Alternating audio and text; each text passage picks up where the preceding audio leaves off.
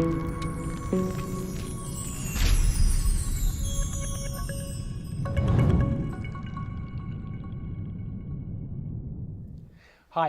this is Bill Myers. Welcome to Sword and Pen.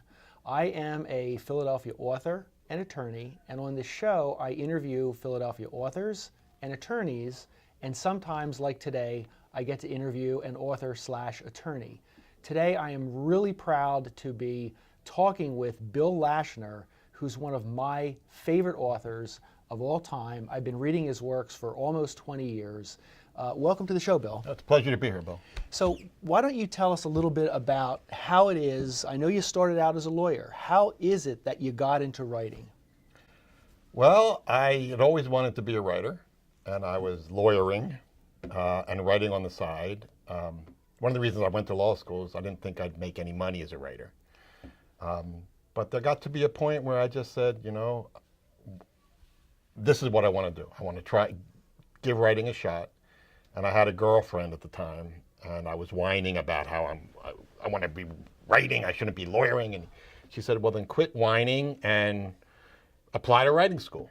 And you went to the Iowa Writers Workshop, which is a pretty big deal. Right. She typed up my application, and I married her, and we went to Iowa together. Okay. So, and how long of a program was that? That's 2 years. A 2 year. That's a big commitment. It was fun.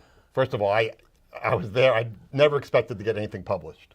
Mm-hmm. But it was a blast. You got to 2 years, you get to play being a writer. Every day you write, that's what your job is. And then you get critiqued, or you're critiquing other people, and you're hopefully getting better. And you get to see if you like it. And that's the interesting thing, because there are people who go there for 2 years and they hate it because there's a lot of pressure being a writer. Mm-hmm.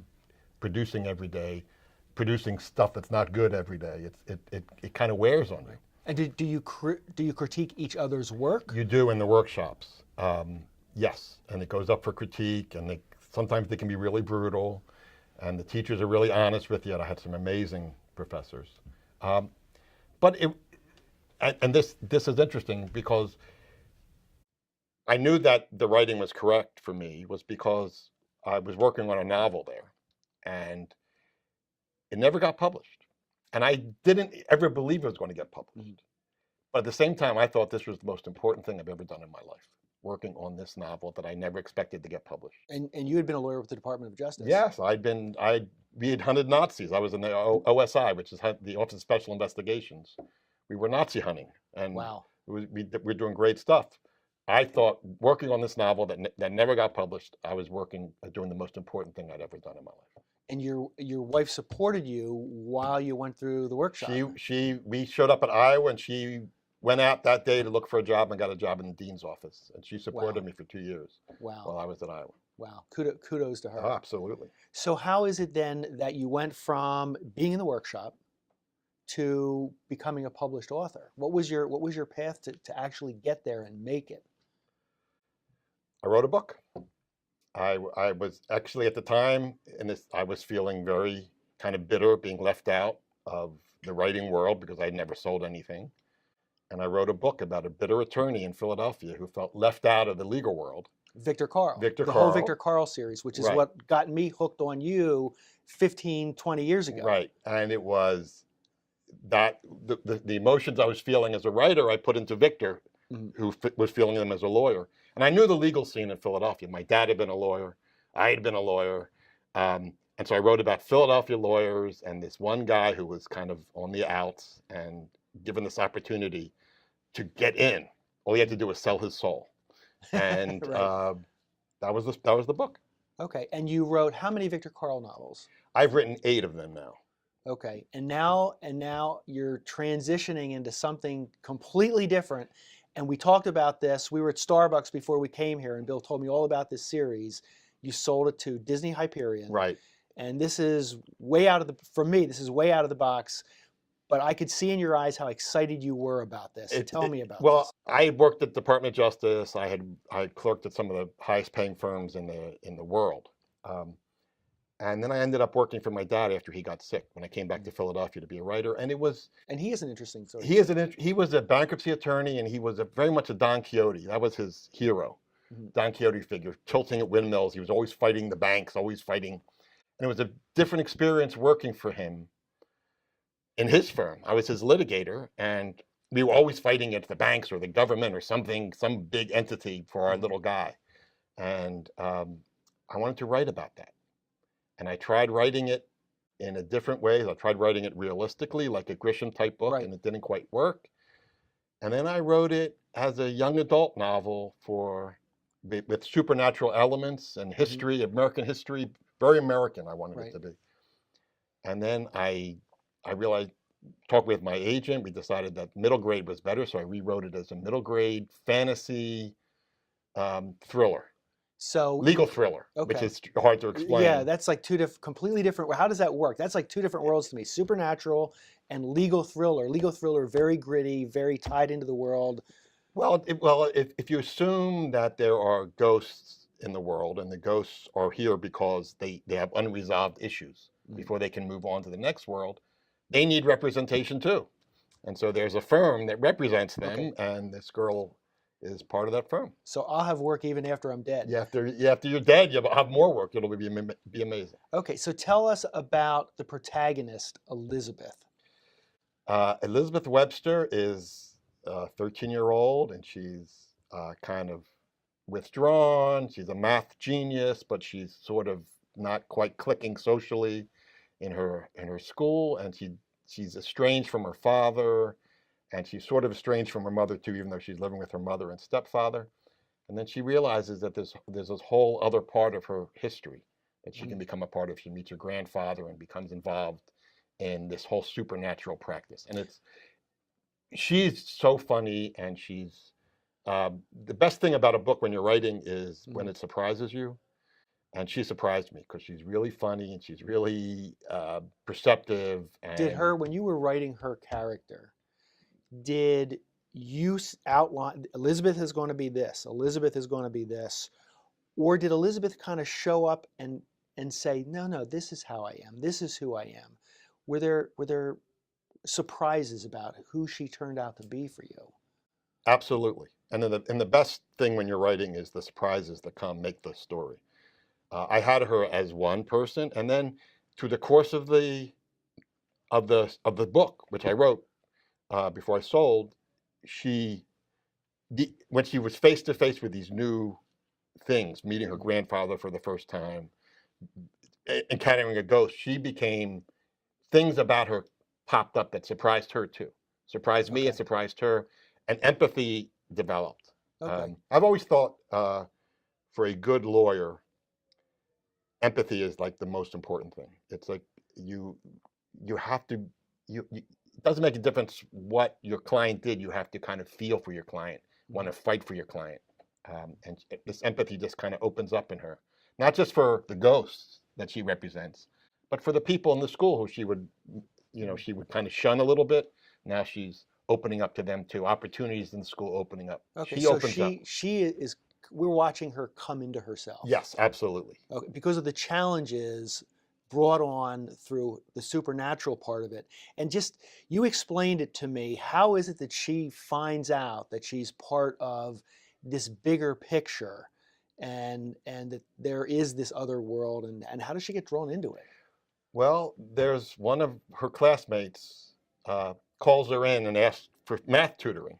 But it's not about math tutoring. It's about a ghost that he's being haunted by. And for some reason, the ghost is calling her name. And she sort of understands why. She knows it has something to do with her father. And then she starts beginning to investigate her past, trying to figure out what's going on. And her father is part of a long-standing legacy of people who do this, and her grandfather as well. Right. And I don't want to talk too much about it because it's kind of cool when you discover it in the book. But yes, and it's all based in American history and literary history. It's one of the things I learned, maybe at Iowa, is I don't refer to movies or music. I refer to books or other pieces of literature in all my books. Victor Carl, whenever he had a case, for example, there's one case, he learned a cross-examination technique from Crime and Punishment by Dostoevsky. He was reading that, and there it is. The way the investigator cross-examined Raskolnikov, that's how he does it in court. Right. And you and I talked about writing cross-examination scenes in our books because I do legal thrillers now. You were doing legal thrillers. I'm doing them again because she Because cross-examines. she cross-examines. Right. And as ex-lawyers, it's so much fun for us to write cross-examination because actual cross-examination is so much fun. And you and I have both done the same thing where we'll write 20 pages of cross-examination and we'll go back and say, this is a lot of fun, but it's not really advancing the story. I was just having too much fun doing it. Right, and that's something you have to be careful about. Another great thing about writing cross-examinations is it comes out the way you want it to come out. Well, yeah. So you get what you want, or you get sometimes when you cross-examine and you ask one question too much, you get slammed. Right. It happened. In Victor Carl's first book, that happens to him. He asks one question too much. Right. He loses proper cross-examination technique, which is don't ask a question if you don't know the answer. Exactly. And he gets slammed. He gets burned. Right. Yeah. With law, when you're a lawyer, okay, and I face this now, you have a set of facts. What happened. You can't change the facts. As a writer, though, you can change the facts. You can go back. You can write a book halfway through, and you find it's going in one direction as opposed to another. And you can go back and, well, I'm going to change this one. I'm going to change that one a little bit. Do you do that a lot? Yes, but you have to be careful because if you're just kind of changing facts to make it fit a problem you have, what you ends up being unrealistic. You have to have, there has to be a baseline story that is totally believable. Ghosts or non-ghosts. Right. And so that's one of the things. You can't just be playing around too much to make motives not work. Right. Or motives not believable, Yeah. the whole thing. So talk to the people a little bit about the fluidity of a character. When we see a final version of a movie or read a final version of a book, there's the character, there's the main character. They're a certain age, they're a gender, they have certain characteristics. But when you start out to write a book, the character you start with may be very different. It's more of a fluid type of thing. Do you ever start out writing books where a character who ends up being a female starts out as a male? Always. I'm always changing names. I'm always changing race. I'm always changing sex.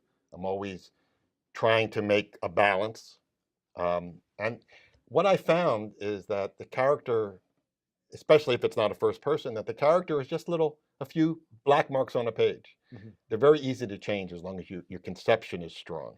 Yeah, I once read Stephen King say something about he doesn't go into minute descriptions of what people look like. He may give you this is their hair color or their height, but you as the reader then fill in all the blanks, and you then carry that vision of the character the whole way through the book. Right, and that's there was the old style where you would describe everything, the shape of the nose, the thing, and that, it doesn't quite work and it's boring. When I read the old novels, those pages of descriptions, they don't really work for me. Right. And so as a writer, I do less and less.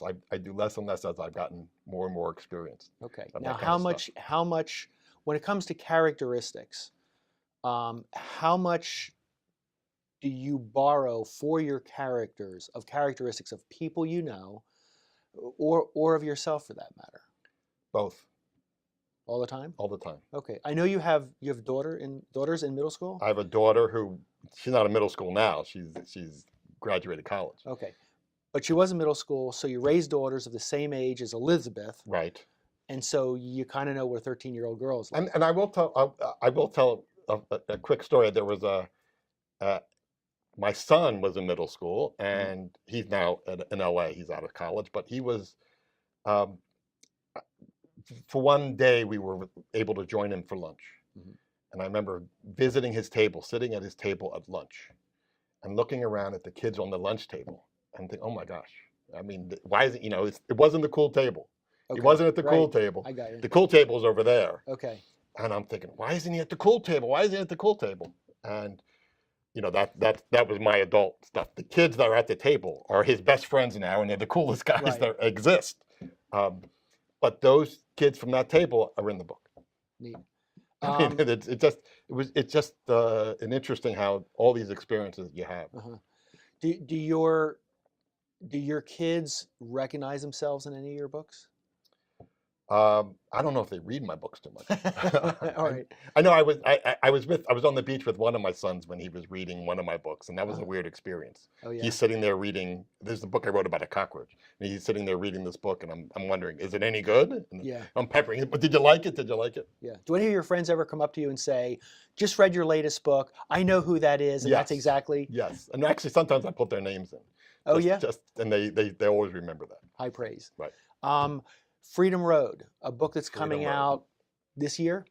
I think so. Yes, it's in production now, which, as you know, it means it's being copy edited and going Right. proofread. It's already been accepted, and yes. Right. Right now you're a Thomas and Mercer author. I'm a Right. Thomas and Mercer Right. author. Tell us about Freedom Road. What's the premise and who's the protagonist? The protagonist is a bitter old hippie. Okay. It opens. It actually, I think it's a great opening. It opens in Chicago, 1968, at the riots during the Democratic Right. Convention. Right. This guy is a law student at Michigan. He's living at home in Highland Park, and his father's a fancy lawyer on the South Street. If you know Chicago, that's the Wall Street. And he goes to the demonstration just to see the freak show. Okay. Literally, because he's going to be a corporate lawyer, and it changes his life. He meets a girl. He sees things are going on there. He's involved in the riot. He gets slammed by a police baton. It changes his life. And then we see him 50 years later, and he's a bitter old hippie, bitter and old. He's just out of prison, and he's estranged from his family, estranged from everybody, and it's about him. So what's the inciting incident in the story? What happens to him that sets him off on His granddaughter goes missing. Okay. And of course, because of why he's in prison, his family has divorced themselves from him. Okay. But he goes after. And then who? It's a road trip. Okay. It's an odyssey. Book. It's an odyssey book chasing the granddaughter, but it's also about him. It's mostly if the book works, it's because his name is Oliver Cross, and he's just dealing with his dissatisfaction and he made these choices. He left law school and made this choice to live a hippie life, a commune life, and then go back into the world to take care of his son and stuff. And he regrets everything. Every step he makes, he regrets, except his marriage. It sounds like the movie A Wonderful Life, where Jimmy Stewart looks back over his life and says, "I hate this. I'm in Bedford Falls. although it doesn't have a happy ending. It doesn't have a happy ending. Okay. Right. I purposely. One of the things I fought against, and not as successfully as I would have liked, is I did not want to have a happy ending. I wanted this guy. He has to come to grips with his life, but he's such a good character. He really just hates. He's bitter and he hates. And I have to say, of all the characters I wrote, including Victor, Okay. I don't think I've been more affected than writing Oliver. Because as Oliver's bitter and full of regrets, I ended up being bitter and full of regrets. As you were writing. Yes, and Oliver doesn't give a darn about anything. He really doesn't. He doesn't care what people think of him. He doesn't care about how he comes across. He doesn't care about anything. And I was like that the whole time writing the book. Oh, wow. I was kind of I'm unpleasant sure your to wife be with. loved that. No, and your kids too. I just would say, really. Writing the book. Yeah. Do you ever find yourself like at a restaurant and you're with your wife or you're with friends and you're kind of zoning out, and your wife will pick up on the fact that you're not there? Always. You're in the book? Always. And it is the weirdest thing is when you're writing. And I have to say that when I was lawyering too, when I had a case, it would be on my mind and I would zone out on thinking about what I was doing. But yes, you are half the time I'm in the book. Yeah, I find the same thing. And you'll be driving and I'm in the book, and then she'll be talking, and then she'll ask me a question, and I kind of snap out of it. Right. Or she'll start saying, we're supposed to take a turn here. I go, I missed the turn because I'm missing the turn because I'm in the book. Yeah, I think that's one of the challenges to the trade. It's also one of the great things. Yeah. Because you're just sitting there in a doctor's office waiting for 25 minutes, and suddenly you're really somewhere else. Yes. Do scenes of dialogue or even whole chapters ever just come to you out of nowhere? Yes. Okay. And Yes. what is there something? And I will say about Freedom Road, the final chapter came to me, even though the thing was done, the final chapter came to me like 2 days before I wrote it. And the final page came to me in a flash before I wrote it. And I realized This had never been done before, and I'm going to do it, and it's going to be really, really cool. And I did it. I don't think it's ever been done before, and it's hard to say that because, Okay. and I think it worked. Neat. I love the way that your eyes Oh, shine and light up when you're talking about yeah. writing. Because, I mean, when I'm really into it too, that's how I feel. absolutely. Because it just takes you over. It's like, you know, I guess as actors, when they get into a role, you get into the book. It's a whole different world. And the story, you just, like, I fall in love with I hate some of my characters, but Right. I fall in love with some of my characters. You know, this is the thing that other people don't understand. The people aren't writing. I mean, when they think of the book, they think about how it's doing, how it looks, putting on the shelves, how it sells, all that stuff, what it does for you. And they don't realize the experience, the intense experience of creating this piece of thing. Yeah.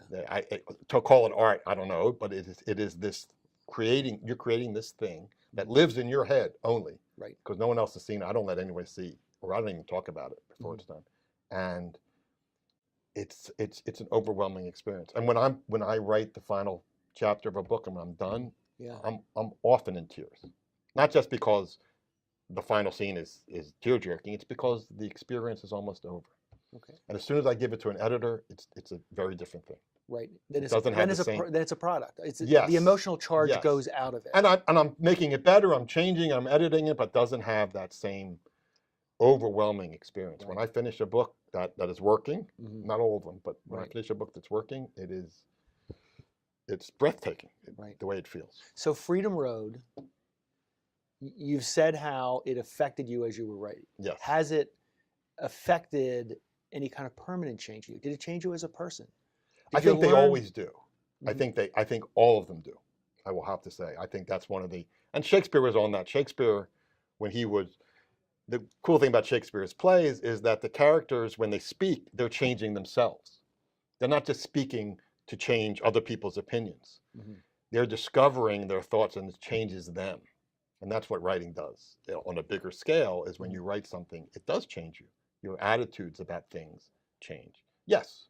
So when I wrote Oliver, and the bitterness and the regret, but also wouldn't change a thing, I felt it. Right. When he looks back on his life, are you saying that although he's filled with regret, he wouldn't change it? Or does he look back and say, I would do everything differently, that's how it happened? Well, that's a hard thing to answer. Mhm. He wouldn't change what he did to be with a woman he loved, because he loved her. And he wouldn't change how it ended, even though it ended badly. But, you know, Oliver will say, and, you know, regret is, if you're not regretting anything, then you haven't made any tough choices. That's true. You know, if he had two paths after 68. He could be the lawyer, or he could explore a radical sense of freedom, which is two different things. Right. And if it's not a tough choice, you're not regretting things.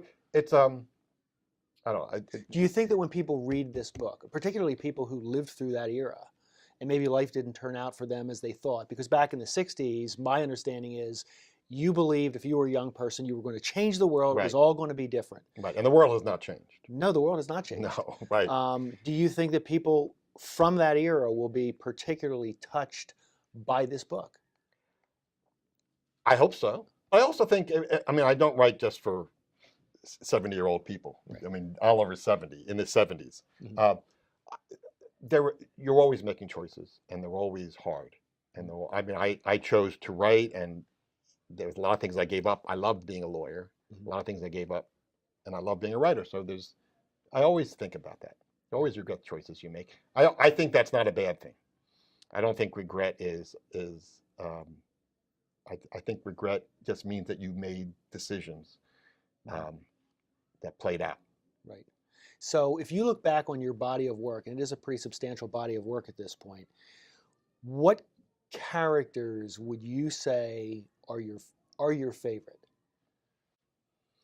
Well, I'm always most excited about the ones You're I doing finish. now, right? Yes, but I have to say that there was a book I wrote called Guaranteed Heroes, and there's a character in there who I really like. He was sort of based on Jimi Hendrix, but it's sort of he evolves in the book into something kind of very spiritual and lovely, and I really liked him.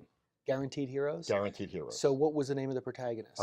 His name is Munis Fell. Munis Fell? Right. Sounds like Moonbeam Zappa. Well, he starts as one thing, and he just evolves and changes in the best way. Becomes kind of spiritually open, and also, that book, it's almost like Jimi Hendrix as George Washington. It's hard to explain it, but that's it.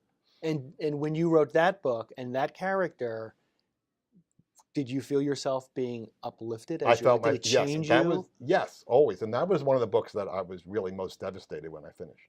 And I have to say, that was a book that it was so off the reservation.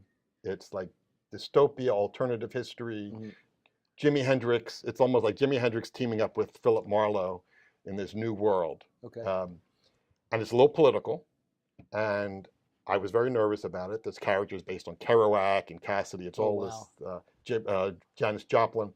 And I sent it into Amazon. And they took it. And they published it. Wow, and that's amazing. That's a tribute to Amazon. It's a tribute to Amazon. I was very nervous. I thought it came out really well, but it was a weird one. Yeah. It's a weird one. And people were weirded out. And I made choices about it. There was we always expect the big fight at the end. And I thought, oh my God, I've already had one big fight, and have the big fight at the end. It's kind of boring, so I didn't give it. Okay. I ended at the end, and my editor said, it just ends. What happens next? And I go, well, I don't want to write the big fight. I don't think it matters. Neat. I mean, who won it? Who won the first battle of the Civil War? Did it really matter? Yeah. Doesn't really matter. If it's going to be a long fight in the first battle, the Union lost the first battle at Manassas. Neat. Or Bull Run. So neat. Well, Bill, it's been a tremendous experience for me talking with you. You get me re-excited about writing. I just want to go back now into my office and write some more. You know, we do legal thrillers together, and I'm embarking on this whole new thing. It's thrilling. Legal thrillers are really fun. Yeah, it's good stuff. Yeah. Okay. Well, good luck. Good luck with the trilogy, and good luck with Freedom Road, which is going to come out next year. I really appreciate it. I think maybe this year. Well, hopefully. Oh, 18? Yeah. Oh, good. Okay. Thank you. All right. Thanks, Bill. It was great. All right. This is Bill Myers, and you've just been watching Sword and Pen. We bring you the luminaries of both the legal world and the literary world in Philadelphia. It was my privilege today to be talking with Bill Lashner, a New York Times best-selling author and a fellow legal thriller writer like me, who is now branching out into a whole new area of literature. I couldn't be more excited for Bill, and I couldn't be more excited for his readers, who are going to enjoy a real treat. You are watching Radnor Studio 21, an arts, educational, and entertainment station proudly serving the main line and greater surrounding area.